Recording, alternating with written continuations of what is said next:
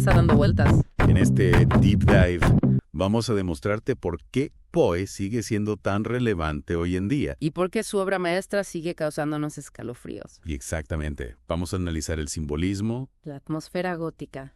y, por supuesto, el horror psicológico que Poe maneja tan bien. Prepárense para una experiencia intensa.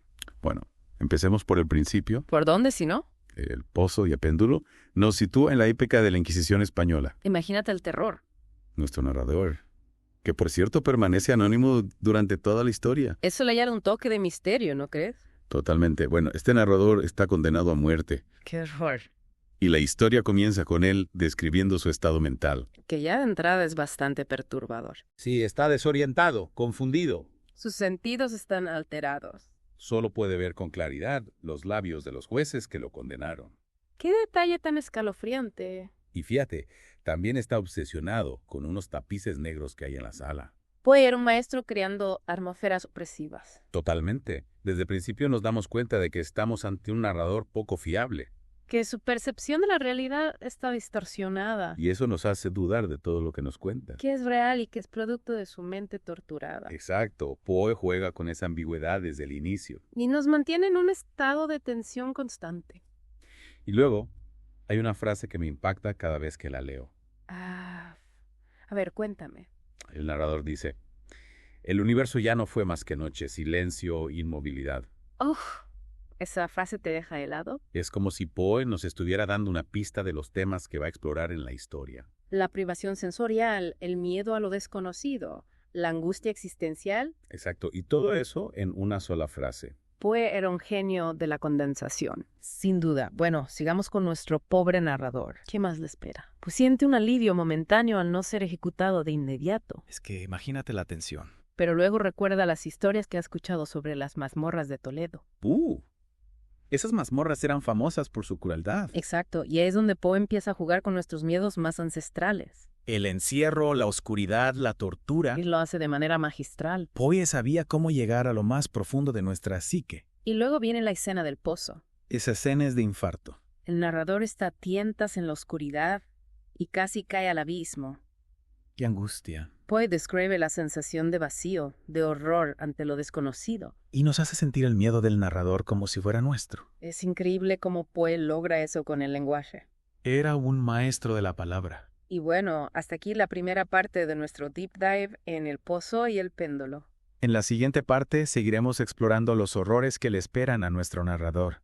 No te la pierdas. De vuelta en el pozo, con Poe y su péndulo. Y con nuestro pobre narrador, que no la está pasando nada bien. La verdad que no, ¿verdad? Pero bueno, ya que esquivamos el primer peligro, Literalmente. vamos a profundizar un poco más en la mente de Poe. Me gusta eso, porque leer a Poe es como adentrarse en un laberinto psicológico. Totalmente, un laberinto lleno de simbolismos y significados ocultos. Y hablando de simbolismos, ¿qué te parece si analizamos un poco más a fondo el pozo y el péndulo? Me parece perfecto, porque cada elemento de la historia tiene un significado más profundo. Empecemos con la Inquisición. Y que no es solo un escenario histórico, ¿verdad? No, pero nada. Representa la opresión, el fanatismo, el poder absoluto que aplasta al individuo. Exacto, el narrador está completamente a merced de sus captores. Sin juicio, sin defensa, sin posibilidad de escape.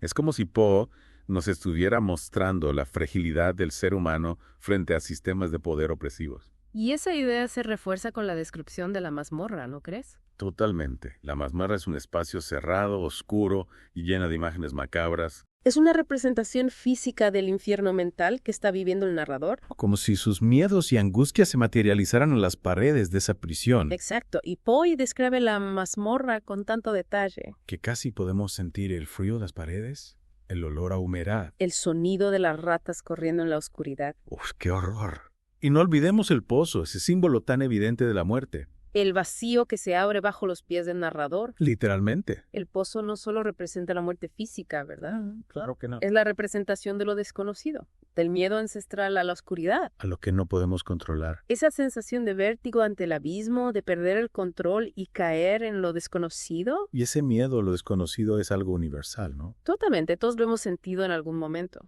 Y Poe lo utiliza de manera magistral para conectarnos con los miedos más profundos del narrador. Y hablando de miedos, ¿qué me dices del péndulo?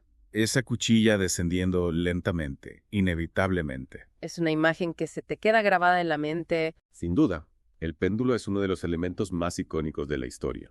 y también uno de los más simbólicos. Bueno, Por un lado, representa el destino, la inexorable marcha hacia la muerte. Es como si el tiempo se materializara en esa cuchilla que se acerca implacablemente. Pero también, como mencionábamos antes, simboliza la opresión. El poder de la Inquisición que controla cada segundo de la vida del narrador. Exacto, el péndulo no solo representa la muerte, sino también la tortura psicológica. La angustia de espera, la incertidumbre. Es una forma de tormento mucho más cruel que la muerte misma. Y Poe, con su maestría, nos hace sentir esa tortura a través de la descripción minuciosa del movimiento del péndulo. Casi podemos escuchar el sonido de la cuchilla rozando la tela, sentir la tensión en el ambiente. Es increíble cómo Poe logra eso con el lenguaje. Era un maestro de suspenso, sin duda.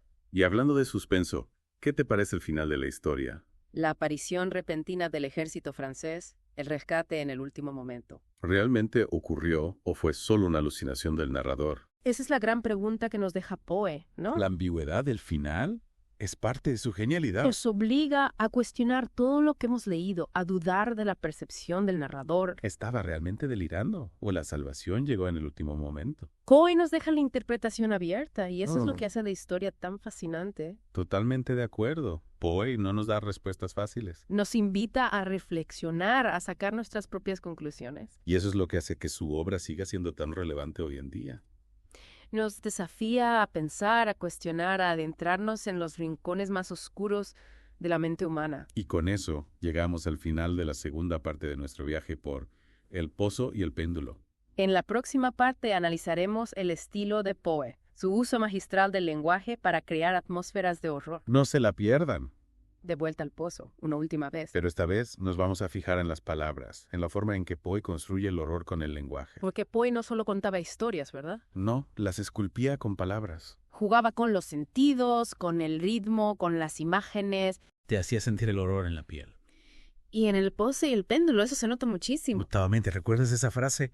La negrura de la noche eterna me envolvía. Uf, es que te transportas a mazmorra, ¿verdad? Te hace sentir la asfixia, la soledad El miedo absoluto. y todo con tan pocas palabras. Poe era un maestro de la sugestión. Sabía elegir las palabras precisas para crear imágenes mentales que se te quedan grabadas. Y no solo eso, ¿verdad?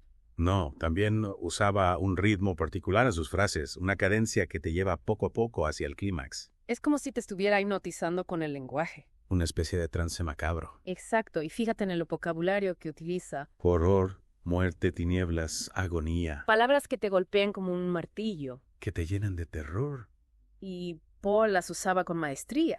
repitiéndolas, combinándolas, creando frases cortas que te dejan sin aliento, Es como si el lenguaje mismo reflejara el estado mental del narrador. al borde del colapso, ¿verdad? Totalmente. Y lo más impresionante es que Poe lograba crear todo ese horror sin recurrir a los clichés del género. No necesitaba monstruos ni fantasmas. Le bastaba con la mente humana, con sus miedos más profundos. El miedo a la muerte, al encierro, a la tortura. Miedos universales que todos compartimos.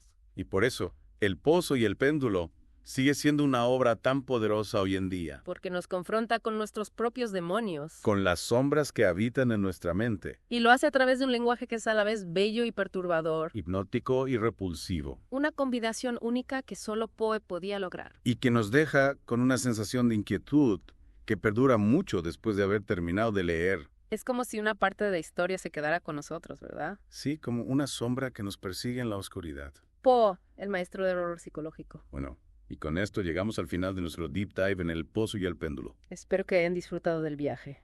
y que se animen a explorar más a fondo la obra de Poe. Porque, como hemos visto, es un autor que siempre tiene algo nuevo que ofrecernos. Hasta la próxima, y que no se les olvide dejar la luz encendida esta noche.